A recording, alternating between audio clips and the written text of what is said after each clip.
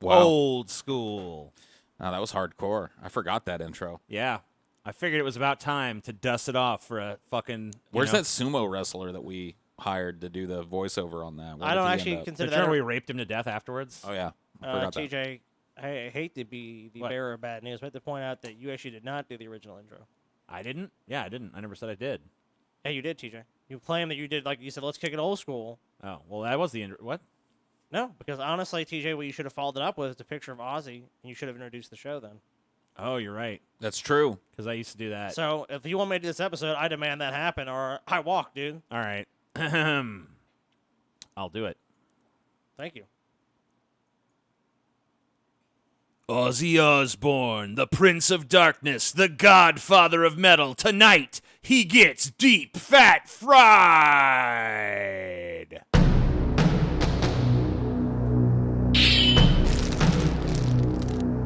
Deep fat fried.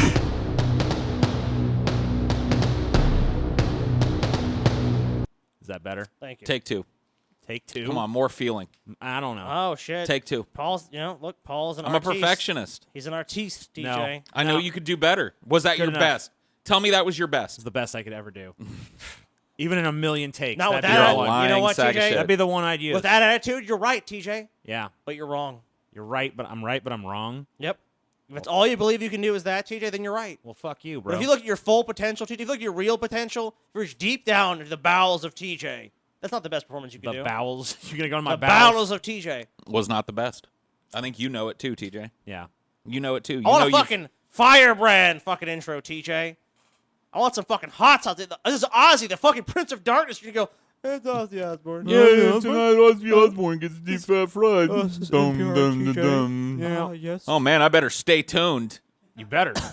You better stay the Still, fuck let's tuned, do it one man. more I don't know. time, TJ. Let's have No. fucking meaning and I'm passion. not behind doing it again. Fuck Meaning. you. Passion, TJ. All right. It's going to be worse than the last time I did No, it, it though. won't. It's No, going it to be better. won't. It'll All be right. better. So you have our notes now. All right. I'm going to try to follow your guys' notes. Okay. Tonight, Ozzy Osbourne, Deep Fat Fried.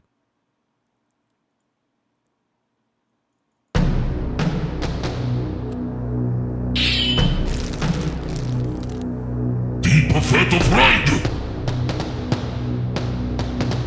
Bam! Nailed it! See, I told you. Nailed it! I knew you had it in you. Yeah! I knew you had it in you. Finally, TJ. See, this is what we do. We get the fucking big performance out of you. How are you going to tune out of that? Yeah, no one could. I I could always do the Ozzy-esque intro to it. You could. You know? Should be like, I came it all in the deep fuck fried mother. You call it then with the damn fucking boost. You got it, you know, it's gonna be fucking.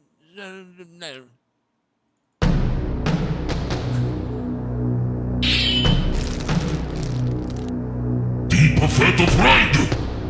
I don't know why we didn't have Ozzy do it from the very top. I mean, look, if you want a concise, a succinct, and just an easy to understand and follow intro to the show, Ozzy just gave. I mean, he blew it out of the water. I'm sorry, TJ. I mean, obviously, Ozzy's going to do a better job than I ever Oh, could. no shit. So, hey, update on the DFF talent show. I just want to show you guys. This is not quite ready for the public yet, but we are. I do have here a submission form that we're working on, and we're going to be. I'm just going to be. Basically, the submission form is ready to go, but we still need to write up the rules. But it's coming your way pretty soon. And just to give you kind of an early indicator of the sorts of talents we'll be looking at, I'm going to kind of go through those real quick, but we're going to give you much more information probably later this week. So we're going to have musical performers, so if you're a musician or you got a band or you fucking make music in your spare time or whatever, you're free to enter that shit. We have visual arts that can either be like graphic design kind of shit or, hand drawing, painting, whatever the fuck. We got comedy. You think you're funny, you can try to make us laugh. And we got your basic party tricks, you know? You can do some kind of amusing little fucking trick, enter that shit, and each one of those is going to have a prize value attached to it, and then there's also going to be a final round. Unfortunately, the party trick round is not going to be able to proceed to the next round, but the rest of you guys can all proceed. And the reason the party tricks can't is because, once we've seen your party trick, unless you got another one, I guess. What I if don't it's know. so good that it competes directly? Yeah, maybe we You know could what do I mean? that. What if it's a party trick that blows your fucking mind harder than any of the other It entries? would have to. Maybe it will. Maybe it will. I don't know. I'm still designing the rules, so maybe it will turn out that way. But What if a guy Yeah. swallows a bullfrog and then lays an ostrich egg that has that same bullfrog inside of it when it hatches? Well, then, you know what? You know what I mean? Yeah, I guess that would probably. That's like a party trick. If but they can do that, then they could probably do another trick. So we'll see. We'll see, Paul. We'll see. Oh, we will see. Yeah, I guess we will, Paul. I think guess you the underestimate. fuck we will. What if you've got a dude that can, like his dick hangs low and it wobbles to and fro, and he can tie it in a knot, and he can tie it in a bow, and he can throw it over his shoulder like a continental soldier? Well, you can't. It's not really a trick. That is a fuck. It isn't. That'd be an impressive trick, but too hot for YouTube. You see too this after dude that can tie his cock in a knot? That's the essence of a party trick. You ever I don't seen know. somebody tie their dick in a knot? No, I guess I haven't. What about a bow? Yeah. Okay, I've seen you a have dick. seen a bow. I've seen a dick bow. I've never seen a dick knot, but I've seen a dick bow. I will admit that. Anyway, let's get to the topic at hand because we got a lot to go through. So maybe I just open by asking you guys, like, what's your opinions on Ozzy? You guys have any fucking strong feelings one way or the other, or is it kind of like, yeah, Ozzy, he's there. Yeah, I'm not a big giant Ozzy fan, but I like that he's out there, and I like some of his stuff. What would you say is a song that stands out to you? The earlier stuff, War Pigs and that kind of stuff. You know, So a lot of the stuff he did with Sabbath, more Yeah. so than his solo career. Yeah. What about you, Scotty? What's your opinion? I'm definitely a fan of Ozzy. Like I said, we've kind of not talked to this before, TJ, but I feel like Ozzy is one of those guys that deserves a lot of credit, and I really like a lot of his music, but it's just not the biggest thing that I'm into. Right. But I definitely see the influence and the importance that he had to the genre. And and the fact that he's just, he's been able to stick around so long. And I might be the most successful artist at this point in the rock game, but he's still putting out music even to this day. I like that Ozzy lived the fucking hype, dude. He Yeah. did. You know what I mean? And you're going to find out. Anyone who doubts that is going to find out. No, that otherwise. Ozzy is 100% legit. I mean, Ozzy's kind of one of the things that, like, one of the prototypical, rock stars. Right. I mean, that lived it just so extreme that all the other guys that were trying to live, they were trying to live up. I mean, to he's what one of Ozzy was he's doing. one of the people that established the whole archetype for what it means to be a fucking rock And I mean, star. and all the guys like Manson's a guy like this definitely chased that thing, but he's not gonna. No one's. How do you take it the same level as Ozzy? It's I mean, pretty hard. It's literally he's literally insane. So let me just give you some quick rundown of some fucking Ozzy facts here. So Ozzy Osbourne, you know how old? You guys know how old Ozzy is? What's 65? 65, says Scotty. I think he's in his early 70s or late, like 69, 70, something like that. So Paul, you're right. He is 70 years old. There you go. Oh, okay, 7. And he's going to be 71 this December. December 3rd is his birthday. Over the course of his astonishing 52-year career, he has produced 20 albums. That's not even counting all the extended plays and re-releases and all that stuff. That's just the core 20 albums, which have sold 100 million. We made about $100 million in album sales over the course of his career. Jeez. Appeared in several films. Had a successful reality show, actually 2 successful reality shows. He's been featured in commercials. He has a popular music festival that bears his name. Endless mountains of merchandise. A best-selling book. Far too many live shows to possibly count.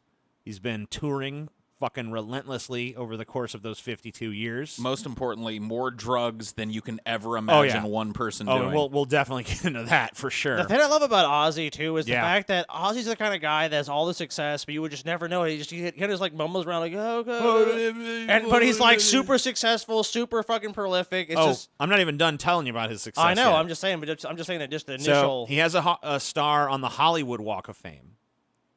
He was actually the first. There's a Birmingham Walk of Stars as well, and he was the first person to ever get a star on it out of 39 people.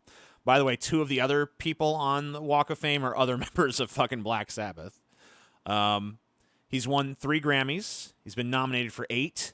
He won the 2004 NME Award for Godlike Genius. He's been inducted into both the UK Music Hall of Fame and the US Rock and Roll Hall of Fame.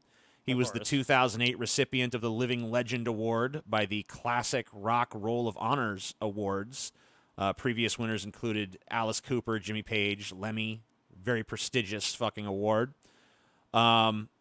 Over the course of his long and storied career, pretty much everyone has heard of Ozzy, except for, of course, the fans of Moist Calzone here, who read some of these tweets. Oh, yeah, well, Ozzy collaborated on Calzone on a track called Take What You Want. And here's some of the reactions of the Calzone fans. Ozzy Osbourne did so good for his first song. So cool of Moist Calzone, to put him on like that. Look, yeah, isn't that cool? And 306 likes to that one. Who the fuck is Ozzy Osbourne? This is why I love Moist Calzone for shining light on unknown artists. 1,600. This has got to be like these got to be trolls. No, they're not. They're really this stupid. Moist Calzone's album is so good. I don't know who this Ozzy Osbourne guy is, but Post just put bro on 100 #1 metal. He's about to blow up hella fast. I see his name everywhere. Wow. Yeah, it's time for some people to die. I don't want to believe that these aren't trolls. I don't want to believe that this is. You don't want to believe, Paul, but at the end of the day, you have to believe, man. You know, I want to believe. I want to believe they're this stupid, because if they're just trolling, that's not nearly as fun. Anyway, now that we've properly introduced the Prince of Darkness, let us take a trip back to December 3rd, 1948. When he was born to two working-class parents. That's his mom, Lillian. She was a part-time factory worker. And his dad, John Thomas, was a toolmaker. By the way, Ozzy's birth name is John Michael Osbourne. Oh. Here's a picture of him. I don't know what age he is here. Looks like he's probably like 5 or 6. And even though you might think that because his birth name is John Michael Osbourne, that he took on the name Ozzy as a stage name, but it's actually a nickname that he got in primary school. And if my name was John Michael, I definitely would be looking for something to do with that. So he didn't really do that well in school. He had severe dyslexia, which obviously at that time was not super well understood. Right. So, if you had a learning disability like that, you were pretty much just labeled stupid. Yeah, he's an idiot. You're just dumb. What you going to do? He's just a fucking moron. That eventually led to him dropping out of school at the age of 15. Here, can you guess which of these blurry people Ozzy is here? No. Yeah, not really. No, I can't. He's the one on the right in the 3-button little coat there. Oh, okay. With a giant fucking forehead. He does look pretty evil. He looks evil as fuck. So you should have definitely known. Looks like a fucking Pennywise or some shit, dude. Damn. Yeah, he does. It does look like a childhood photo of Pennywise, the dancing clown. So at the age of 14, Ozzy heard the Beatles' single "She Loves You," and he basically decided right then and there he wanted to be a rock star. So at age 15, he dropped out. He worked a series of odd jobs. He worked mostly like in labor jobs. He was a trainee plumber, just a fucking day laborer kind of person. He did apprentice toolmaker, which you'll remember was his father's career, a car factory horn tuner, and he worked at a slaughterhouse. And that was all just from the age of 15 to 18. Damn. So he was like he wasn't really finding much stability in the world. Hell no. It seemed like he was couldn't really commit to anything. Just had this dream of being a rock star. Eventually, he actually got in trouble when he was 18 when he decided to try out crime for a living. Tried to attempt some burglary, mostly just to make money. He wanted to steal things so that he could sell them to people in bars so that he could afford to drink with the money from what he sold. All right, well. Why do burglars always wear this like really identifiable outfit? I don't know. It's just Don't like they just dress like that's just normal the people official, so they blend in. That's the official outfit of the burglar, dude. Oh, you know. all right. Burglar. Yeah, where does this idea of burglars in the striped fucking suit come from? I don't know. Yeah, all burglars are just retired mimes, I guess. I don't know. But he tried to steal a TV. The cops showed up and basically he dropped the TV in an attempt to get away, and he ended up hurting himself. He ended up dropping it on his feet, I think. So crime does not pay for Ozzy. Yeah, he also stole some clothes that he thought he was going to be able to go sell at a bar, but they were actually baby clothes. So wasn't great as a burglar either. So, yeah, I don't think he was any better as a burglar than he was as a slaughterhouse worker or an apprentice toolmaker or a car dropped me horn telly. tester or any of that stuff. Yeah, it's like he drops the television. He steals baby clothes. Yeah, so not the greatest burglar. He was sentenced. Well, they said you pay the fine. You don't have to go to prison. But if you don't pay the fine, you're going to prison. And it was a 6-week sentence. His father could have afforded to pay it, but decided not to because he wanted to teach his son a lesson, basically. Well, yeah, I mean, he's fucking obviously not a very good criminal. I think he needs to learn that lesson. You're going to prison to get raped. That'll teach you. Apparently. Well, I mean, it's British prison, Paul, or jail. Apparently it worked because the next year Ozzy decided to actually start pursuing the dream that he formed at 14 after hearing the Beatles on the radio. Walking down the streets in search of something to do, Ozzy met an old friend who had just put a band together called Approach.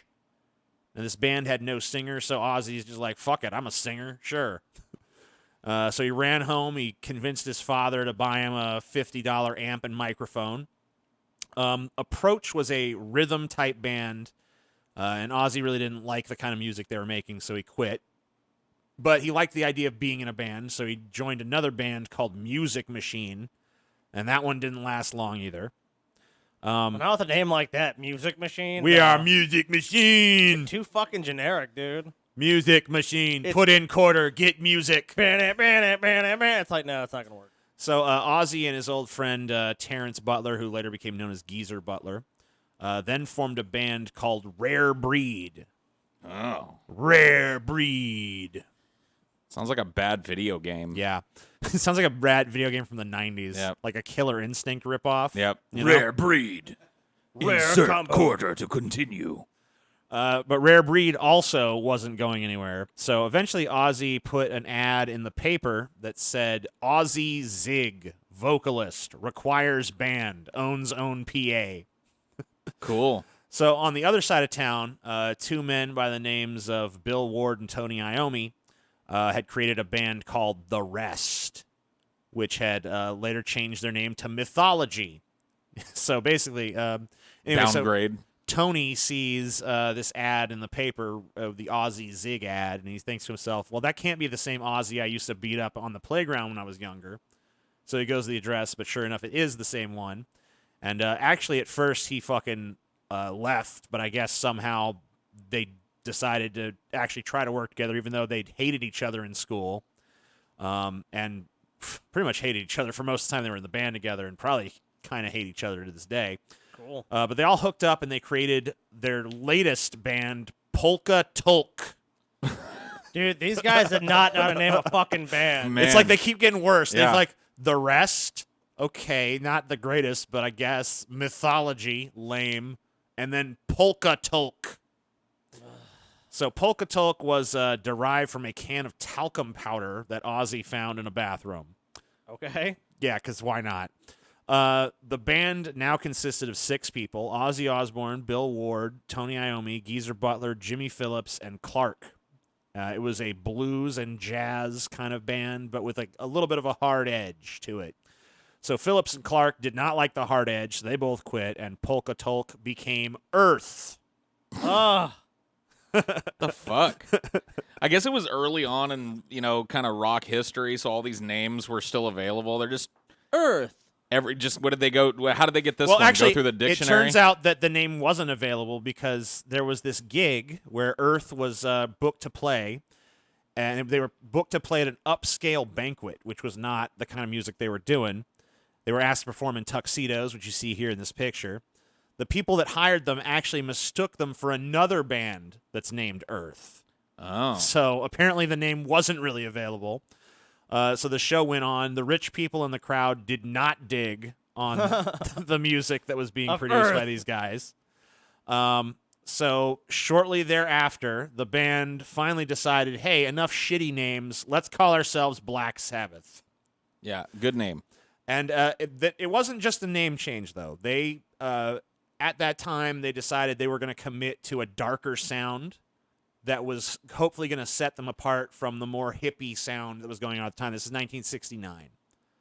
Summer of Love. Yeah.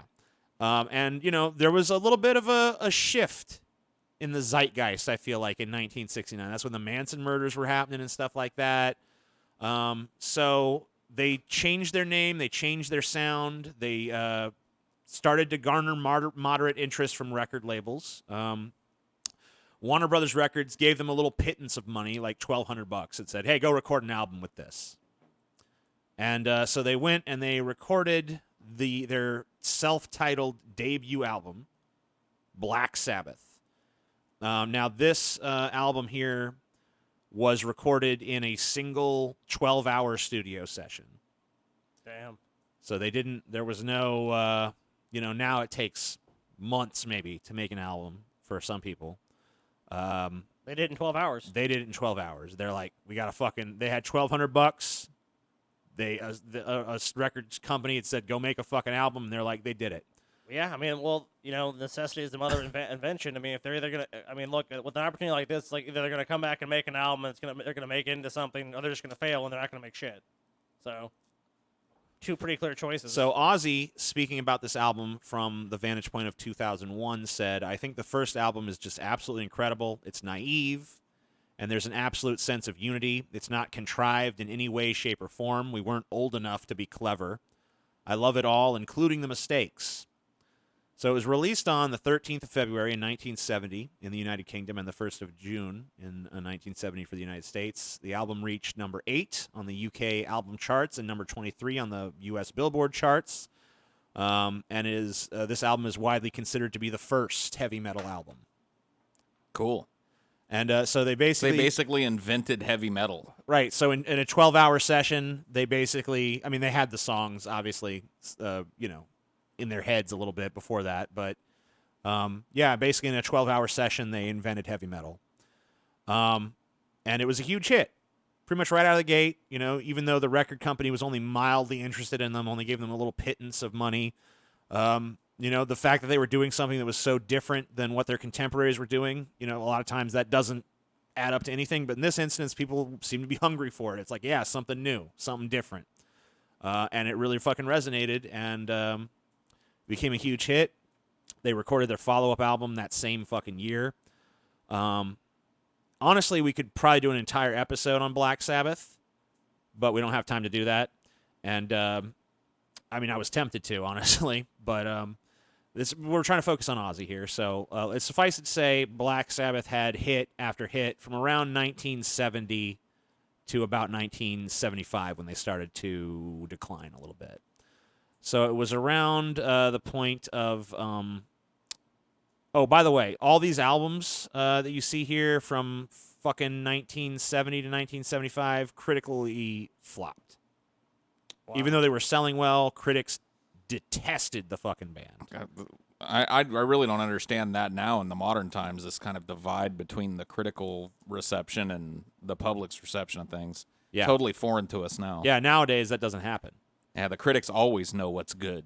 Well, so for instance, Lester Bangs of Rolling Stone famously dismissed Master of Reality as naive, simplistic, repetitive, absolute doggerel.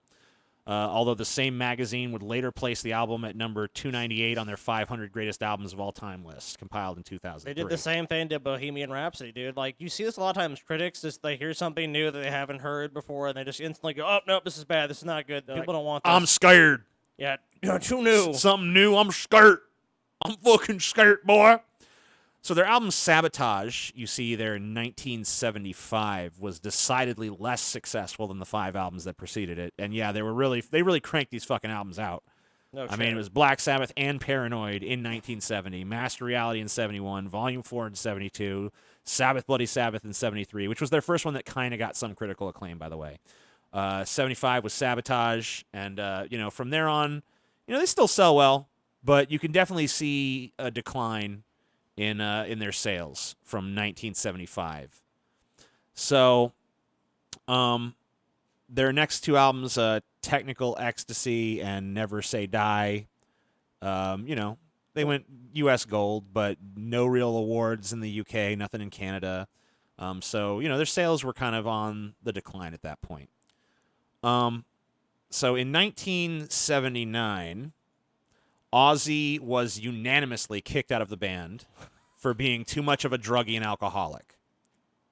Now, Ozzy claims that he was no more of a druggie or alcoholic than the rest of the band, but they all say that while they were all definitely into drugs and alcohol, Ozzy was on a whole other level. I believe the band. Yeah, and basically they said, he was always the first person to start doing drugs, and then he did the most drugs, and by the time they were all passed out, he was still fucking partying. Yeah. I've known people that fit that profile before. Oh, totally. So, yeah, there's definitely, I could see all these other mustachioed weirdos doing some drugs, but I don't know if they did Ozzy Osbourne levels of drugs, According to them, they did not. Ozzy once said in an interview that Black Sabbath started off as a rock band that did coke and ended up as a coke band that did rock. Cool. It's a good transition. So basically, it's 1979. The band as a whole has been on the decline for a few years at this point. Ozzy feels like, he gets kicked out of the band. He feels like, well, that's that, So basically, for the next 3 months, Ozzy takes all the money he has saved and he starts blowing it all. Cool. On a 24/7 kind of rock star lifestyle. And that wasn't a result of him being like this unthinking kind of like he doesn't know what he's doing kind of person. He's doing this intentionally because he feels like, well, my music career's over. I'm going to have this one last epic run of the rock and roll lifestyle before I, go back to Birmingham and either go on the government dole or find some kind of menial labor fucking job to eke out the rest of my existence. Start testing car horns again. Mm-hmm. It's got experience. Yeah. Go back to the abattoir or something. I mean, you know what, dude? You can't criticize somebody for that. You hit big and you're just like, you realize it's probably not coming back. So why not fucking enjoy the money that you made, huh? The last hurrah, man. Yeah. Yeah, so he decided to have a last hurrah. And, but this guy here, this guy is Don Arden. He's actually the father of a woman who's now Sharon Osbourne, used to be Sharon Arden. So father of Ozzy's future wife at the time. Major UK music manager. He was managing Black Sabbath at the time, and he believed in Ozzy, signed Ozzy to the fucking label, or, whatever, he kept pushing Ozzy, he kept him on as a client. And his original intention was he was trying to get Ozzy back with Sabbath. He's like, Black Sabbath ain't shit without Ozzy Osbourne. We need to get you back in that band. But the other band members were like, we don't want him. We're done. So after that, he tries to brand Ozzy. He's like, okay, well, you're going to start a new band called Son of Sabbath, which Ozzy is immediately just like, that's fucking that's fucking stupid. That's a terrible fucking idea. Yeah, if I'm going to go solo, I'm going to be solo, not. So then they're like, okay, fine. We won't do that. So then they tried to hook him up with a bunch of other musicians, but nothing really seemed to take. No one really seemed to gel with Ozzy. And finally, Ozzy ended up hooking up with a guitarist named Randy Rhoads, who helped him solidify a sound for his debut solo album, the Blizzard of Oz here, which Blizzard of Oz, by the way, actually started as the name of the band. He wanted to start a band called Blizzard of Oz. He ended up just going with Ozzy Osbourne and made it the title of the debut album instead. Probably a smart idea. So 99 times out of 100, going solo doesn't really work. Or it works on a moderate success level. Like, Serge Tankian leaves fucking System of a Down, and does some solo shit. I mean, it's a respectable music career. Some of it's okay. But it's not System of a Down. It ain't System of a Down. Correct. Right? And the other guy, Darren Malkovich, or whatever the fuck his name is, he goes and starts that Scars on Broadway thing, and that, whatever. It's like, that's how it usually goes. Yeah.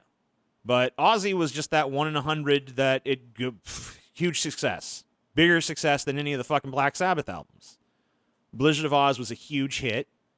on the strength of tracks like Crazy Train and Mr. Crowley, which Mr. Crowley is probably my favorite Ozzy song, by the way. Mr. Crowley. They were released as singles in 1980. Crazy Train went on to peak at number 9 on the Billboard's top track charts. In January of 2009, the song achieved 2X platinum certification status. It received little airplay upon its initial release. Crazy Train became one of the signature songs of Ozzy's catalog. The album's commercial success, it was certified 4 times platinum in the U.S., a feat Osbourne would not achieve again until the release of No More Tears in 1991.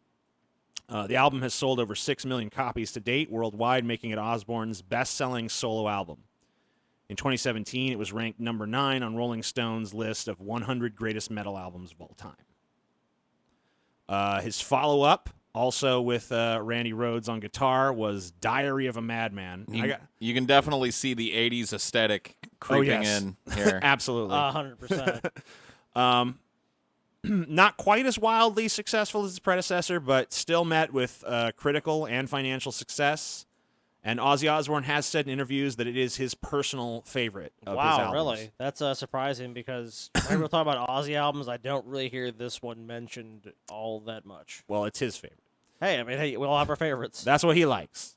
I'm just surprised to hear that. My favorite show of ours was the Elder Scrolls show. Was it? Yeah. Oh, really? It's my Awesome. personal favorite. So, Well, hey. It seemed like there was going to be this very long and fruitful collaboration between Randy Rhoads and Ozzy Osbourne. But unfortunately, as we're about to see in this news report I'm going to play, that was not to be. Dude, hold on before you go on. Yes. Dude, that guitar. Yeah. Dude, that looks like it looks like a titty with a nipple. Yeah, there you go, Paul. Dude. That's pretty awesome. They Nipple did that on guitar. purpose. Yeah, nipple guitar, tweak the nip. Yeah, flip the nip. According to police, the three were on an early morning joyride after staying up over 24 hours, while some members of the Ozzy Osbourne band slept in their tour bus parked next to the house. The other three buzzed overhead, circling the bus 3 times. On the 4th time, they didn't make it. The plane had been flying treetop level roughly 3 times, and then after the 4th pass, he tipped the bus on the opposite side, and then it went over the top of the bus, the plane did, and hit a pine tree in the front yard, and after it hit the pine tree, it nosedived into the home. The home then burst into flames, and killed were the band's lead guitarist, hairdresser, and bus driver, 36-year-old Andrew Aycock, who was also the plane's pilot. They were flying in a Beechcraft Bonanza like this one. No one was injured in the home, which is reportedly owned by country music singer Jerry Calhoun. The band was on a tour which included a concert this weekend at the T-Bowl. Police say the band's bus driver lived nearby and brought the band here for a brief stop before continuing on. Near Leesburg, Marty Salt, Channel 9, Eyewitness News. Dude. I wonder if cocaine was involved in anything. Yes. I wonder if I any have the drugs were sneaking involved. suspicion that a lot of cocaine was involved in that decision. And the fact that, you know what, you have to give Ozzy credit, because he was saying all the people were doing stupid shit like this, and they're all like, hey, Ozzy, you want to go on a fucking plane-filled coke ride? You know, he's probably like, I'm good. all these rock stars A that plane-filled coke ride. I love it. smash things and like Manson has something on his stage fall on him because he's doing hijinks and shit. None of them will ever rise to the level of literally crashing a fucking plane into a mansion. No, dude.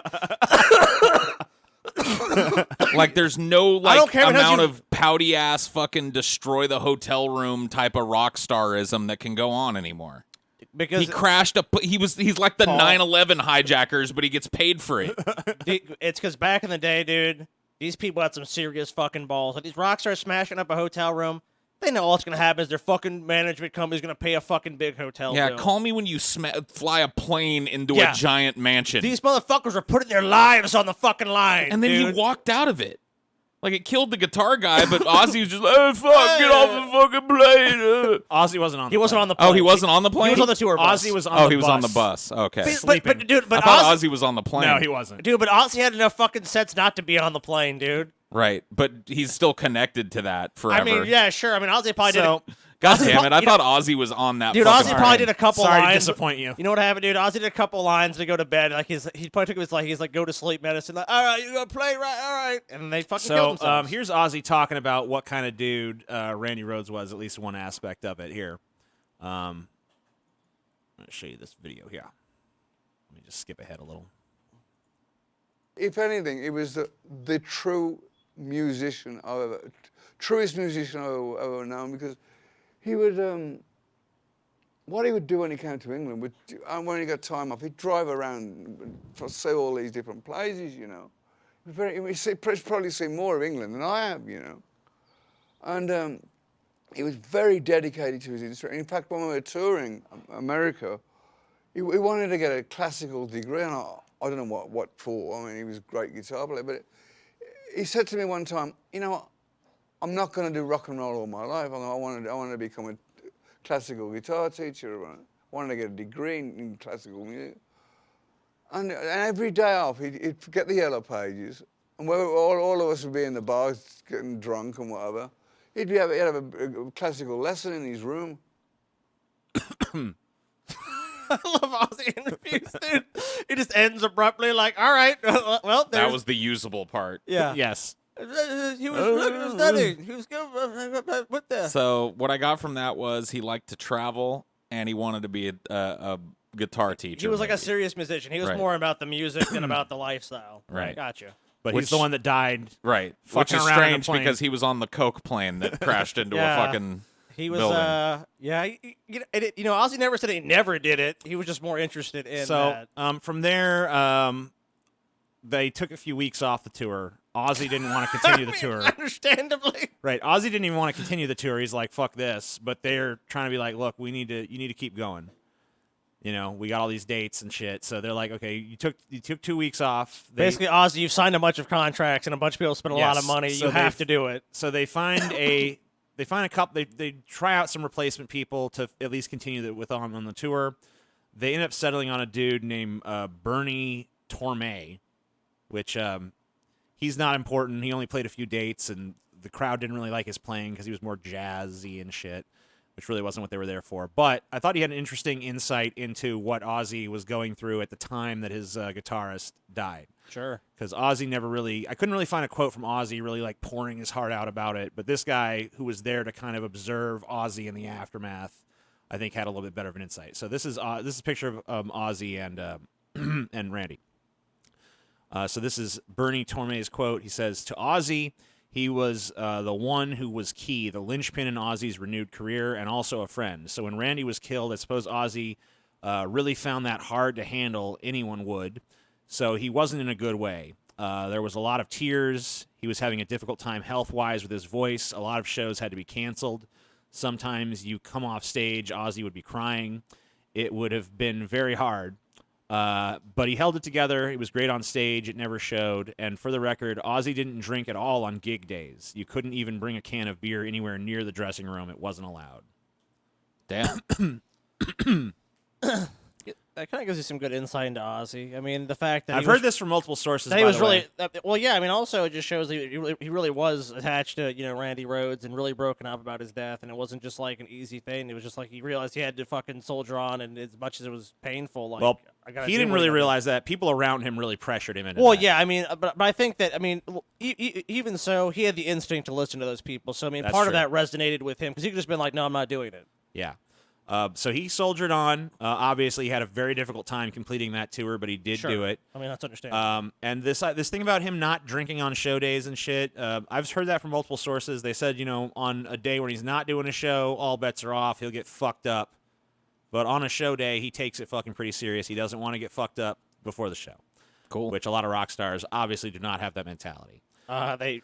If there's anyone to emulate as far as successful rock careers, Ozzy is one of them. And he's 52 years I in mean, the and fucking game. And obviously, as you've shown, I mean, there was a lot of adversity. That wasn't just like, well, smooth sailing. You know what I mean?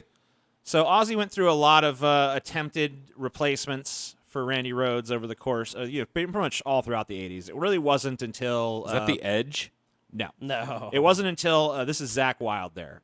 He met Zakk Wylde in 1988. That was kind of the first time he really gelled with a guitarist again. And Is that Hunter Holmesworth Helmsley? Yes. Oh, Yes, it is. cool. So Osbourne, he sustained commercial success into the 90s, starting with 1991's No More Tears, Oh, shit. featuring Yeah. Mama, I'm Coming Home. The album enjoyed much radio and MTV exposure. At this point, let's just take a look at Ozzy's solo discography. so we can kind of see what he went through as far as that stuff goes. So here's the main catalog here, and you can kind of see where they charted in the UK over here, in the US over here. Yeah, I'm not surprised to see Ultimate Sin higher than Bark at the Moon for sure. So yeah, I mean, you see pretty much, with the exception of this Undercover album released in 2005, it seems like he's maintained pretty solid commercial success throughout his fucking career. The ones I'm most familiar with would definitely be the Blizzard of Oz, Ultimate Sin, and Osmosis. Yeah. Osmosis was kind of the album that was that came out when I was like 10 when that album came out. And I remember Mom buying it and listening to it a lot. So I know a lot of songs off of Osmosis pretty well. Perry Mason. I think this Undercover record, if I remember correctly, is other bands covering his shit. I don't know why it would be included in this discography then, but yeah, that might make sense. Well, because or maybe probably he just maybe he was officially licensed by him. maybe it was him covering other people's shit. I don't know. I go to can't it? remember. Let's see. That's entirely okay, cover so yeah, songs. it's all covers. So he so does all he was covers. covering. Okay. Yeah, it was him covering other people. He's covering the Beatles and King Crimson. Oh, Rocky and shit Mountain like Way. that. That'd be. Oh, I don't think I've really heard any much of this album. So I guess he did a Sympathy for the Devil cover and a few other things, but I guess none of it really resonated too much because obviously it wasn't a huge commercial success. no, But definitely not. but there's that. And you'll notice his last album was Scream from 2010, so it's been a fucking pretty solid 9 years since he's really recorded much. But I mean, it's pretty impressive to go from 1980 through 2010 and to, I mean, not every album, none of the, like, he's charting at like 21, 16, 19, 6, 13, 7, 4, 4. I mean, hey, Black Rain went platinum and gold. 134 here on Undercover. That's not the greatest, but His 3 and last 4 one- for these last two albums. Look, I in mean, the US. most of these motherfuckers make most of their money off of touring, anyways. Right, and obviously he's been a relentless road act. And I haven't seen an Ozzy concert that wasn't packed, so let me just say that. Right. So yeah, he's done a shit ton of things. We don't have a tremendous amount of time to devote to Ozfest, but we probably should talk about Ozfest. I guess I didn't pull a fucking image for it. So just imagine there's an image for Ozfest up. Ozfest. Or I guess just switch to us. That'll do. Yeah, So- dude, we're the epitome of Oz. We're super Ozfest. So Ozfest was it was annual from 1996 to 2008. And then it's happened infrequently since. It's been like on and off years. It was always a big. I remember it was a big fucking deal when Ozfest was Oh going yeah, on, and dude. it was a tremendous forum for heavy metal acts. Not just them, all these little like permutations of metal that Oh, have yeah. come along in those Super times. metal, like yeah, new and, metal and rap metal right, and and I mean, shit. All found It was at a home great there. way if your band was on the Ozfest lineup, even if you weren't super well known. got a lot of exposure. Yeah, it was a great way to get exposure. Well, and I mean, And by this legitimate time too, exposure. bands were super willing. It's a great marriage because I think a lot of these bands probably did Ozfest just so they could work with Ozzy. You know, what Oh, I mean? yeah. 'Cause Oh, he's- yeah. By the Absolutely. time Ozfest starts, he's I just mean, like this. He's the godfather of metal at that right. point. so. He literally was part of the band that invented the whole genre. Right. You know? So it's Absolutely. And as a result, they attracted a shit ton of huge acts. It's just a small sampling of the kind of acts that played there over the I've years. watched some stuff from Ozfest. Yeah. The behind the scenes, and Ozzy is like the king. Right. It is Well, like it's that's fucking like, Ozfest. I You mean, what should do you be. want? it is. I mean, it's So, it's a great sight to see. Slipknot played Ozfest, Pantera, Marilyn Manson, Iron Maiden, Rob Zombie, Linkin Park, System of a Down, Disturbed, shit ton more. And actually, Iron Maiden, there's a fucking kind of digression I'd like to go into about Iron Maiden. It's a semi-digression because it kind of comes back around to something else, but it's a pretty funny fucking story. So here's Iron Maiden.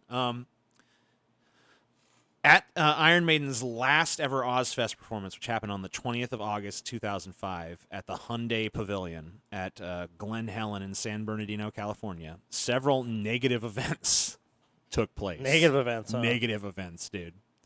So during the first song, several members of the crowd, brought on by Sharon Osbourne, bombarded the British metal band Iron Maiden with eggs, bottle caps, and ice Cool. after vocalist Bruce Dickinson allegedly ridiculed Ozzy's need for a teleprompter during his performances, as well as the Osbournes' family ventures into reality television.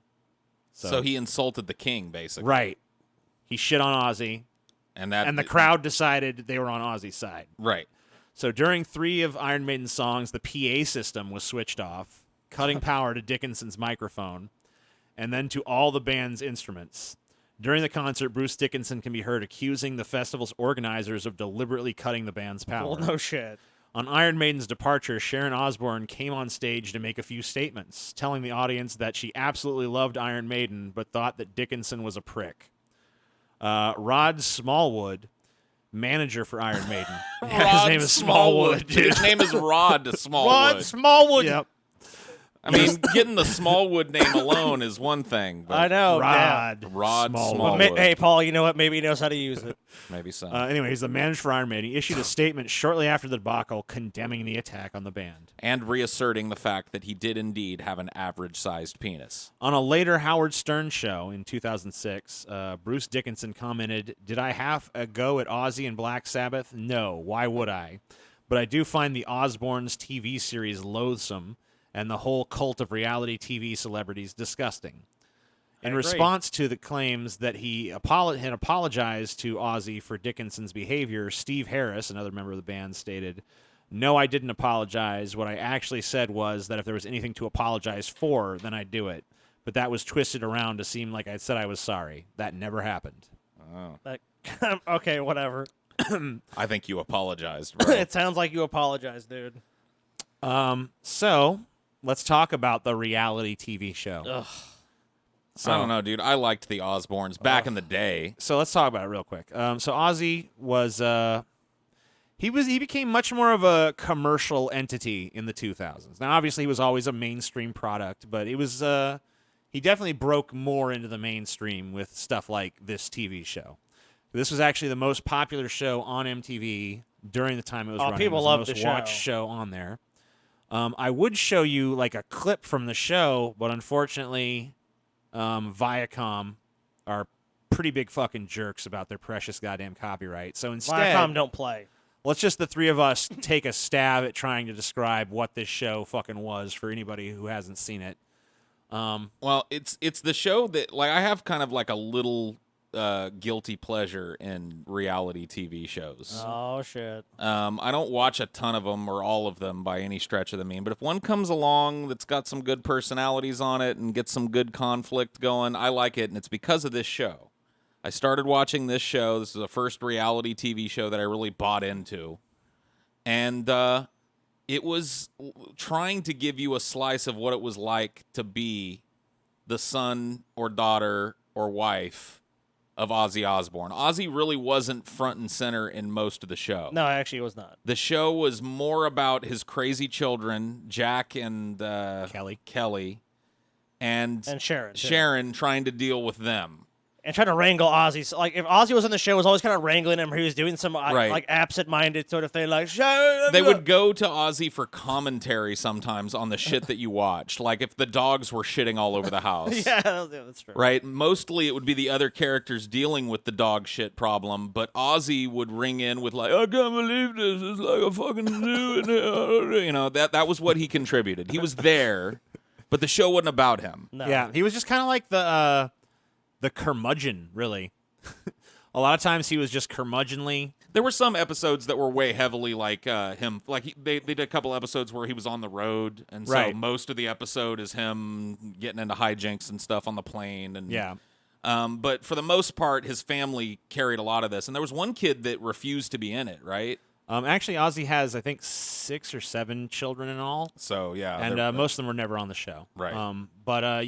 He does have... But Jack and Kelly are both from Sharon. Yes. So And I think there's one other from Sharon that I think either didn't go on the show or only appeared on the show very, very rarely. right, didn't want to live in the madhouse. Yes. Because it really was, like, I don't know if they were actually living in that house. I choose to believe that they were. And that house was an insane landmine of fucking clutter and dog shit on the floor and, like, just massive, like, expenditures. Like, they had all the most expensive shit everywhere. Yeah. Oh, yeah. They were living very lavishly.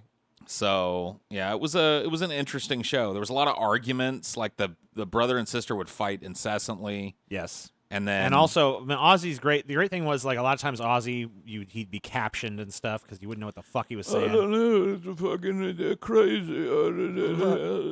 and then he'd wander off frame, and that would be his contribution. He's just the befuddled old man that everyone loves on right. the show. You know what I but mean? it worked because the show really needed that, because the other three personalities that it centered around Are kind of insufferable, yeah. are all just competing to be the most insufferable people on the planet. So it kind of needed the Aussie straight man to just kind of be us. Right, What the fuck is it? It's fucking ridiculous. I saw there was another show that Ozzy did. Are you going to talk about the other reality show he did? Not so much now. Well, but yeah, yeah. he is in another show. Yeah, there's one where him and Jack travel around. It's not like an episode. It's like a of that. spinoff. Yeah, it's a Yeah. little spinoff. And thing. it's I think it went 3 seasons, or it's still, maybe it's still going I think on. it's still ongoing. I never watched it. Yeah, it wasn't really that great or interesting. I saw one where they were hanging out in a teepee. Whatever, it was fine. Yeah, I was kinda like, all It just right. kind of seemed like a lesser version of the Osbournes. Yeah, like a lot of rock stars. Sammy Hagar has a show where he does too. That where he flies somewhere and they like meet with people, and it's like, oh man, dude, you're not that interesting. You're really So- rich, but you're not that interesting. Let's talk about a few instances. Let's talk about a few little things from Ozzy's life that you might have wondered about. So let's first talk about his superhuman drug tolerance, Sweet. Yes. which is so legendary that back in 2010 it actually elicited the attention of a geneticist named Nathaniel Pearson. Oh. Ozzy Osbourne is a genetic mutant. Despite a lifetime of hard partying, heavy metal rocker Ozzy Osbourne is alive and kicking at 61. This is an old article. Yes, and he's still alive Right. and kicking 10 years later, although not kicking as hard, as we might find out later. He may have his genes to thank for that. Now that the full Osbourne genome has been sequenced, the truth is out. The former lead singer of Black Sabbath is a genetic mutant. The musician has several gene variants that we've never seen before, said geneticist Nathaniel Pearson, who sequenced the rocker's genome, including variants that could impact how Osbourne's body absorbs methamphetamines and other recreational drugs. Whoa. I've always said that at the end of the world, there will be roaches, Ozzy, and Keith Richards, Osbourne's wife Sharon Osbourne said at a Friday's conference. He's going to outlive us all. That fascinated me, how his body can endure so much. Osbourne's resilience also piqued the interest of Gnome Inc., a genetics company that began sequencing the full Ozzy genome last July. Why not Ozzy? George Condi, co-founder and chief executive of Cambridge, Massachusetts-based Gnome, told ABCnews.com. Condi said the company was interested in exploring the genome of someone as musically talented as Osbourne, of course, trying to figure out if good genes had anything to do with Osbourne's ability to handle his aggressive lifestyle was also a major draw for researchers. Dude, I want said. I want to get some Aussie genes, man. Ozzy Yeah. gene therapy, dude. Yep. That we need to just start injecting all these drug addicts and stuff with the Aussie genes. They'll be fine. Then I'll tell you what, Paul, you need excessive you drink, man, and then you're hurling. Oh yeah, dude, Yeah, for sure. Ozzy would do all these drugs listed here: cocaine, morphine, sleeping pills, cough syrup, LSD. He'd do all that shit and probably meth, and he'd be fine, dude. So here's how it works. So this is Ozzy saying, I was curious, given the swimming pool of booze I've guzzled down over the years, not to mention all the cocaine, morphine, sleeping pills, cough syrup, LSD, Rohypnol, you name it. There's really no plausible medical reason why I should still be alive. Maybe my DNA could say why. So that doesn't sound like anything that Ozzy would ever be able to produce as a sentence. Yeah. By the way. Well, apparently he wrote it. He so wrote he it, might have. so- It might have been ghostwritten. There's a good chance. Yeah. Not surprisingly, the most notable difference in Osbourne's genes had to do with how he processed drugs and alcohol. Genes connected to addiction, alcoholism, and the absorption of marijuana, opiates, methamphetamines all had unique variations in Osbourne, a few of which gnome geneticists had never seen before. He had a change on the regulatory region of the ADH4 gene, a gene associated with alcoholism that we've never seen before, Condi told ABCnews.com. He has an increased predisposition for alcohol dependence of something like 6 times higher. He also had a slight increased risk of cocaine addiction, but he dismissed that. He said that if anyone has done as much cocaine as he had, they would have been hooked. Oh, fair enough. So basically, there's Ozzy. He's a fucking aberration. Damn. Yeah. We should start just cloning Ozzy. So what about, you might have heard about Ozzy pissing on the Alamo. Yes. So here's here's what happened.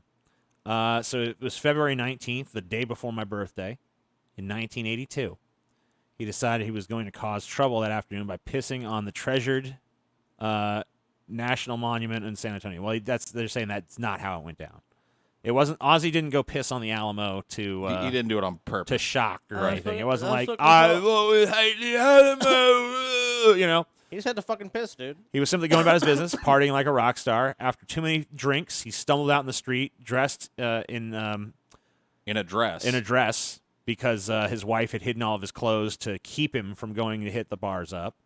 And he just kind of pissed on the nearest thing that was around. But he had no idea that he was pissing on the city's sacred 60-foot-high cenotaph located directly across from the Alamo building.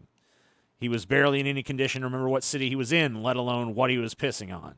So, contrary to popular belief, Ozzy did not technically pee on the Alamo building itself. He peed within the Alamo Plaza, and he chose a pretty bad place. Yeah, that's not so bad. The cenotaph was built in 1939 by the Texas Centennial Commission to honor the dead, whose remains lay somewhere else, and local officials didn't take too kindly to the public desecration by urination.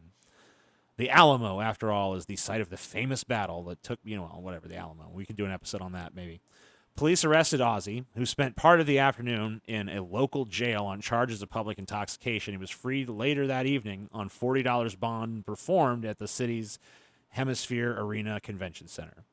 Although the fine didn't amount to much more than a slap on the wrist, Osbourne was banned from playing San Antonio again until 1992 when he made a public apology and donated $10,000 to the Daughters of the Republic of Texas, the organization that maintains the Alamo grounds. Damn. Isn't it just great to be rich? Like you pissed on this Alamo statue, but it's okay because you're gonna give him $10,000 and say you're sorry. There's something that's interesting about this though, because this happened in pre-internet days, so it Yeah. wasn't like we got as consumers of Ozzy's music and shit. It wasn't like we got that fucking unbiased look at what actually happened. The legend of him pissing on the Alamo grew and grew and grew to the point when I was a kid, when I heard he did it on purpose. He was Oh, like, yeah. fuck Texas and fuck the government. I'm going to piss on this fucking Alamo right here. Blah, blah, blah. Everybody I knew believed Ozzy deliberately went out to piss on the Alamo. And I didn't hear anything about him apologizing for it or giving the money, so that didn't reach as far as the legend of him pissing on the Alamo did. Yep. And I think a lot of the crazy shit that he's done probably fits that same profile. I wouldn't be surprised. Oh, you might think so. Well, this next story might change your mind about that. All right. So you probably heard about Ozzy biting the head off a bat, Yeah. but have you heard about the doves? I have heard that he bit the heads off of doves, too, yeah. So, blah, blah, blah, blah. All right, so as the saying goes, sometimes truth is stranger than fiction. And Osbourne was finding ever wilder and unbelievable ways to reinvent his sound and image. First off, he was greatly aided and abetted by a dynamic new backing band led by guitar wizard Randy Rhoads, and it didn't hurt that his career was being guided by the business acumen and sheer tenacity of his manager and future wife, Sharon Arden, now known as Sharon Osbourne. Many people have attempted to make sense of the day's bizarre events, including Mick Wall, who recounted the incident in his Black Sabbath biography, Symptom of the Universe. As Wall wrote, the prospect of Osbourne's nascent solo career were still in doubt as his debut solo album, Blizzard of Oz, slowly fought its way onto the UK charts while awaiting its US release. In a bid to encourage Epic Records to take her clients' music more seriously, Arden decided it would be a good idea to make nice by attending the label's annual sales convention. Sharon arranged for Ozzy to give a short speech lauding the efforts of the company workforce in the lead up to the U.S. release of Blizzard of Oz, Wall wrote. So Sharon's ever the business person. She doesn't feel like they're pushing his album hard enough. So she's like, we're going to go to this annual sales convention. You're going to give this speech. And the piece de resistance is going to be, when you end your speech, you're going to release 3 white doves into the audience Oh, how of label beautiful. higher-ups and label worker bees. But Arden's clever peacemaking reference unexpectedly and gruesomely backfired when Osbourne, who had polished off a bottle of brandy in the car on the way to the convention, according to Wall, got bored with the proceedings. As Osbourne recalled to Wall, I just remember this PR woman going on and on at me. In the end, I said, do you like animals? Then I pulled one of the doves out and bit its fucking head off just to shut her up. Then I did it again with the next dove, spitting the head out on the table, and the woman fell on the floor screaming. That's when they threw me out. They said I'd never work for CBS again. That's awesome, dude. Wow. Uh, Yep. A mortified Arden immediately turned the potential fiasco to her advantage. Not by trying to minimize the damage, which was, for the moment, known only to label executives, but by building it up to the perfect storm of press coverage to ensure the public would be able to read and watch all of the gory details in every newspaper and newscast across America. I mean, so she saw the value Yeah. that this would have. She's like, okay, we which can make this work. I'm sure probably played into his whole fucking, the pissing on the Alamo fucking stunt, too. I'm sure they didn't try and squash that as hard as they could have. Yeah, they're Oh, like, fuck whatever. no. Adds to the legend. So we've all heard about Ozzy biting the head off a bat. Now there's a commemorative fucking plush toy. Wow. You Why want proof not? that fucking reality's getting worse? Yep. Here you go. Ozzy Osbourne has marked the 37th anniversary of his most infamous onstage incident with a new piece of merch. On the 20th of January 1982, Ozzy Osbourne bit the head off a bat during a live show at Veterans Memorial Auditorium in Des Moines, Iowa. Dude, Ozzy was busy. The creature, thought to be already dead, was thrown on stage by a fan. Now, there's some fucking dispute about this bat, by the way. So the dispute is not whether or not it was a real bat. It was. Now, Ozzy says that when he grabbed it and bit the head off it, he thought it was just a fucking rubber bat. Like someone had thrown a fucking rubber bat on stage, and he's just like, whatever, I'll just bite the head off. But the dispute comes in as to whether or not the bat was alive. Because the guy who supposedly brought the bat to the arena and threw it on stage said it was dead. Ozzy claims that not only was it alive, but that it bit him, and he had to go get rabies shots afterwards. Right. Now, I happen to think that it's more likely the bat was dead, because Yeah. how the fuck do you throw a live bat on the stage? You're going to need rabies shots anyway if you bit the head off of a bat. There's going to be blood and shit in your mouth Ugh. that shouldn't be in your mouth, so you're going to have to get that anyway. Oh, yeah. So that's another fucking legendary Ozzy incident. I mean, either way, though, That's he pretty bit the crazy. head off a fucking bat. Whether it was a corpse or not is really not that material to me in the overall, like... Because who else has done anything like this? Who's bitten the head off a bat? Yeah, the only person that comes to mind is Ozzy. Yeah, if you fuck, and I even asked. I was kind of curious, so I asked my wife. I'm like, so I know she's not like a huge Ozzy fan or anything. You know, she's like, maybe she knows who he is. I'm like, so I'm doing an Ozzy show.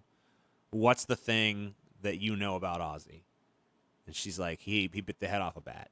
Right. So this is Yeah. like, that's his thing, and it wasn't like he didn't have to go around the country biting the head off a bat at every show. No. You just had to do Yeah. it one time, and people forever is like, he bit the head off a fucking bat. I think he should have stuck with pissing on sacred monuments. I think that would have been a cool way to go with this, too. Yeah, just go and piss on everything. Like, you know, play a fucking Saudi Arabian concert and then piss on the Kaaba or whatever. Yeah, go to fucking... Oops, I'm fucking sorry. I didn't mean to piss on the Kaaba. And I'm gonna fucking shit on the Washington Monument. Yeah, dude. Have him piss in Lincoln's face and get arrested for it. Let him out on $40 bond. Just make a deal. Emancipate this, you fucking cocksucker. you know? Just piss on everything. Piss on everything sacred. Yeah, everything's sacred. I'll tell Gets you a what, little dude. splash of Aussie piss. This is a little fucking secret a lot of people don't know about our Statue of Liberty. Her Oh, yeah. head smells like piss. Yeah, why is that? So other people are pissing. Oh, I think it's because once you're up in that, or at least when I went up it, there's no you're not getting to a bathroom for a while. There's a whole herd of people going up a spiral staircase behind you. yeah. There's no way. Oh, you can't even go in the crowd anymore. Yeah, see, I was very lucky to be able to go up into the head of that fucking thing. But I also like the fact that I know that it reeked of human piss in there. If you The gotta go- inside look, of the you gotta Statue of go. Liberty smells like piss. So somebody's already pissing on the Statue of Liberty. Constantly, apparently. But nobody else is biting the heads off things, so I guess maybe he was smart to do that. Maybe he should bite the head off the Look, Statue of Liberty. Ozzy and can then just go piss down around- the neck hole. you know? Ozzy can go piss on every like Trump building, dude. That could be his thing now. It's an old sideshow thing, too, so it wasn't even like he invented the idea. They used to have those geeks at the sideshows that was their whole thing. They would bite the head off a chicken. Yeah, there you go. So he They just, didn't get super famous for it. he took See, the one of the sideshow creators shit. of heavy metal piss on this building. Yep. Why not, dude? If you're Ozzy, dude, look, most people, TJ, they do what they can get away with. Yeah. Ozzy can fucking get away with it, dude. He fucking proved he got away with it. He fucking pissed on a statue in Texas by the Alamo. Oh my god, dude! If you pissed on that fucking part I'd of the be dead, Alamo- dude. Oh yeah, I'd just be fucking dead, they'd probably TJ. shoot you for it. So what about you guys heard the story about Ozzy snorting ants? No. No, that's a new one on me. All right. So anyway, well, it's a fake story anyway. Oh. Apparently. But so here's the fucking breakdown here. According to former Ozzy Osbourne guitarist Jake E. Lee, one of heavy metal's wildest stories never actually took place. Although it was depicted in Motley Crue's The Dirt biopic, Lee swears Ozzy didn't snort a line of ants. One of the most famous gross-out contests reportedly saw Ozzy Osbourne and Motley Crue going dare for dare, ultimately ending with Osbourne lapping up a puddle of his own urine. However, the ant-snorting tale has been the most enduring. I handed Ozzy the straw, and he walked over to a crack on the sidewalk and bent over it, Six recalls in The Dirt. I saw a long column of ants marching a little dugout built where the pavement met the dirt, and I thought, no, he wouldn't. He did. He put the straw to his nose, and with his bare white ass peeking out from behind the dress like a sliced honeydew, sent the entire line of ants tickling up his nose with a single monstrous snort. Damn, Nikki Sixx has the soul of a poet. Yeah. Shit. Ozzy doesn't remember snorting ants, nor does he remember the entire 1984 Motley tour with I Motley will say Crue. that if you don't even remember the tour, it's hard to say you never fucking snorted some ants. I mean, hey. So but this is Jake E. Lee speaking. He says, I was there and I never saw ants. I was right there. He snorted a little spider. Oh, well. There was not a trail of fucking ants there. Tommy Lee says it. Nikki says it. Ozzy says it. They were fucked up. I was not. I was trying to get a fucking suntan. That's all I was doing. They were getting fucked up. Ozzy snorted a little tiny, stupid spider that was crawling across. There was no ants. There was no fucking ants. I don't care what the other guys say. There was no ants. That dude's very adamant, dude. He's like, there was no He's ants. sick of this ant question. I'm tired of this ant bullshit. There was no fucking ants. There was a little spider. That's all it fucking was. It was a fucking little tiny, stupid ass motherfucking spider, but there weren't no fucking ants. I don't care who says there was ants. I don't care if Nikki says there was ants. I don't care if Tommy Lee says there was ants. I don't care if Ozzy says there was ants. There was no fucking ants. I love that even in the maybe fake story, because I think that this could go either way. Methinks the maiden Jake E. Lee doth protest too much here. Yeah. Maybe he saw something that blew his fucking mind and knows he'll never snort a line of ants, so he wants to try and tarnish the image of what happened. Spider. Because the people that were actually there and participating in it, not trying to get a suntan, all say that he snorted a bunch of ants. And, like, yeah, he snorted a spider. Okay, so it's not like snorting a whole line of ants, but I've still never seen anybody snort a fucking spider. Yeah, I mean, it's still like, there's still... Yeah, it's kind of misleading to say it's fake when the fucking alternative is just like, yeah, he snorted a spider, not ants. Right. And then he I don't know, swallowed man. the spider to catch the fly. Perhaps he'll Swallowed die. the ants to catch the fly, dude. Um, I think he snorted more than just ants. I think he snorted every member of the animal kingdom that you could possibly fit in your nasal passage. He snorted ladybugs. I think he's done a line of every small fucking animal Dude, on you the know planet. what? I Fuck think that. he Ozzy- snorted a bat and then stuck its head out of his mouth from the inside. Right. And then bit its head off and let the head fall to the course he floor. has. Ozzy would just grind up the bigger animals, Paul, just so he could snort those and say Yeah. to say he'd done Yeah, it. grind up fucking- some beef jerky I and snort. freeze dried a fucking walrus. Put snapple. Put Ozzy on the fucking ark, dude. He'll fucking take care of it for you. Man, dude, the 80s were a dark time for metal. Ozzy was smart to go back to that other look. Yes. Holy fuck, man. No more tears. All right. So, Ozzy Osbourne is finished with a new solo album. Calls it his greatest ever. I kind of doubt that it's going to be your greatest ever, but hey, maybe you don't. Maybe you never know. Maybe it will be. As we saw looking at his discography, he hasn't released a new album since 2010. It's been a while. So it's been 9 years or so since the last album came out. But he's revealed that he has finished work on a new solo album. He said it was recorded by Andrew Watt, the producer who previously worked with Ozzy and Moist Calzone on the latter's Take What You Want. In a new interview with The Sun, Osbourne said that the collaboration with Calzone led him to working with Watt on an as-of-yet untitled effort. I'd never heard of this kid, he remarked of Posty. Who I guess, what would it be, Moisty? Moisty. Yeah. It's Moisty. How about you just say Post Malone, TJ? Yeah, I don't know. Moisty. I just refuse. He wanted me to sing on his song "Take What You Want," so I did, and one thing led to another. That sounds like they had sex. I mean, Maybe hey, well, you know what? TJ, sometimes two men get together and things happen. Maybe they snorted a line of It's ants 2019, TJ. I think he should get over it. snort Calzone into his fuck. Yeah, whatever. So Calzone previously remarked that Osbourne felt the collaboration was his greatest work since his Black Sabbath days, and the track has helped introduce Ozzy to a contemporary audience of young listeners. It's fortuitous that all of this sparked the rocker to re-enter the studio, as it's the perfect time for him to strike with new music. Osbourne went on to say the new LP consists only of 9 tracks, one of which is called Ordinary Man. Though it may be relatively short, he proclaimed it the greatest album I've done. Hey, maybe it is, TJ. What's more, he considers the record the catalyst to get me where I am today. The 7-year-old rocker has been sidelined with a string of health issues this year, but working in the studio apparently helped his mental state, as he explained. If it wasn't for making this record, I would still be on traction, thinking I'm going to be lying here forever. I've missed music so badly. My fans are so loyal and so good. Up until making the album, I thought I was dying, but that got me off my ass. The album was finished in 4 weeks. Still cranking them out fast. Yeah, not quite as fast as the 12 hours. No, but I mean, 4 weeks by modern standards is pretty That's quick. fast. That's a quick And fucking it says, turnaround. on he's an going album. back touring in 2020, TJ. Well, that might be in doubt because he was actually he recently. This is a recent news article from the 9th I guess not. that says that he's postponing his tour.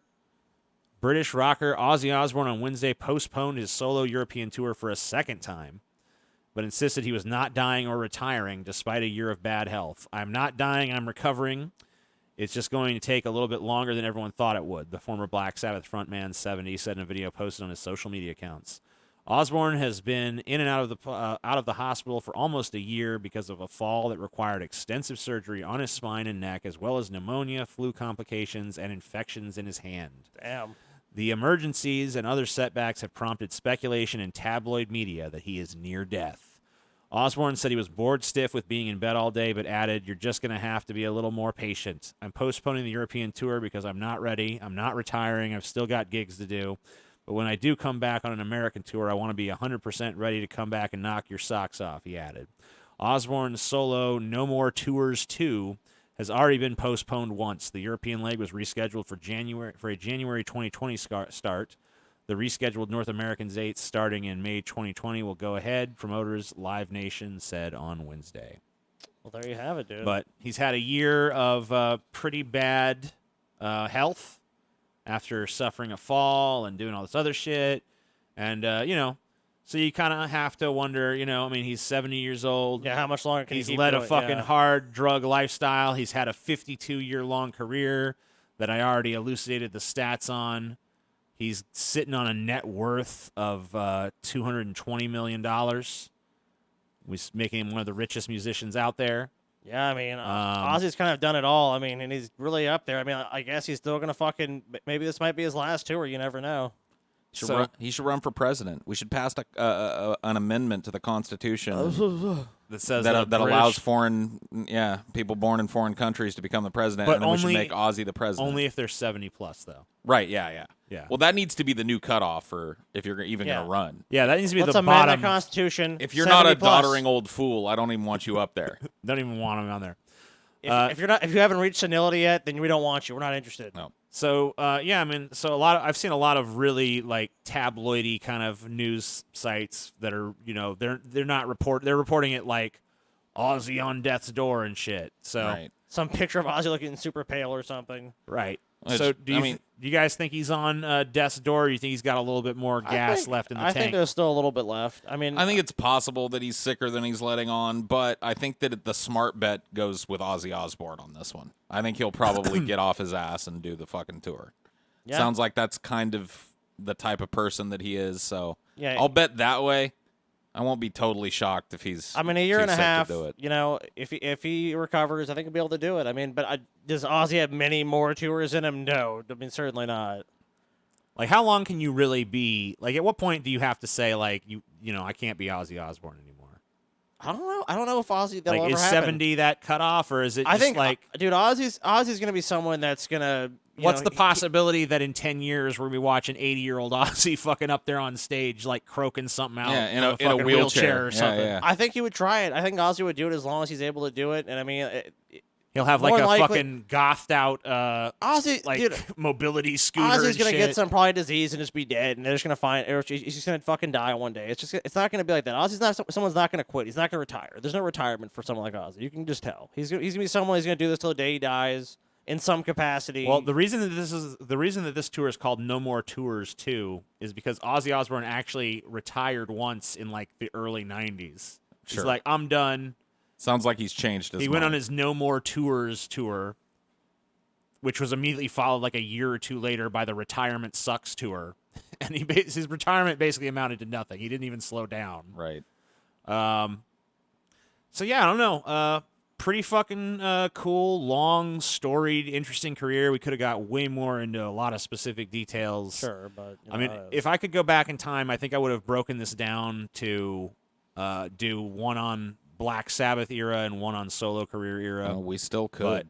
But, we still could yeah, I go mean, back and take those- a closer look at Black Sabbath. It honestly probably deserves it. Black Snabbeth. I Black almost said. Snabbeth. We didn't probably say Black Snabbeth. Holy shit. Sharon, Mandela effect. Black Paul, dude. Snabbeth is doing Paul, fine. this is the Paul from the universe where it's called Black Snabbeth. Must have been that line of ants I snorted right before the show. Sorry. Delicious It happens. ants. It happens, man. Trying to live that No, Aussie life. Personally, I wasn't fucked up, Paul, and I remember being a small spider. Yeah. But, you know, TJ was there as well. I was just there whatever. getting my suntan, you know? Okay, so you don't know, huh? Anyway, that's pretty much all we got for you guys right now. See you again on Become a patron. Wednesday if you're a patron, Thursday with some clips if you're I not thought a we were patron. getting together tomorrow to do that. Oh, yeah, you're right. You know what? Fuck what I'm saying. We're getting Yeah, back together you're a liar. tomorrow to do we're going to watch the debate. In Yeah. my view, it's going to be a tremendous debate. And I guess Tulsi Gabbard, who said initially that she might not come, is coming. So Okay. She was just dipping her toe in betraying all the people that, fucking donated to her. yeah, I mean, like, isn't that weird to It's just raise such a stupid to thing raise to do. a bunch of money? I'm going to boycott the debate. Yeah, and, like, and you raise money on the promise of, like, get me in the debate, raise this money, and then to be like, I ain't doing it. They're Maybe- corrupt. yeah, it's like maybe they've been corrupt this whole time. Yeah, They're maybe the corrupt when you debate were for raising me. the fucking money for it. Yeah, that doesn't make a lot of sense. Anyway. But hey, we'll We'll be doing see that tomorrow. Anyway, we're gonna do that tomorrow. Tomorrow Probably night. live on Vimeo probably, and then we'll post it on YouTube afterwards. That's how we usually do it. Sounds good. So we'll see how it goes, and see you guys tomorrow with that. And I don't know, you guys think we'll do flash? Well, I guess we'll figure out if we're gonna do Flash Friday or not. But yeah, see you motherfuckers later. Peace. Peace.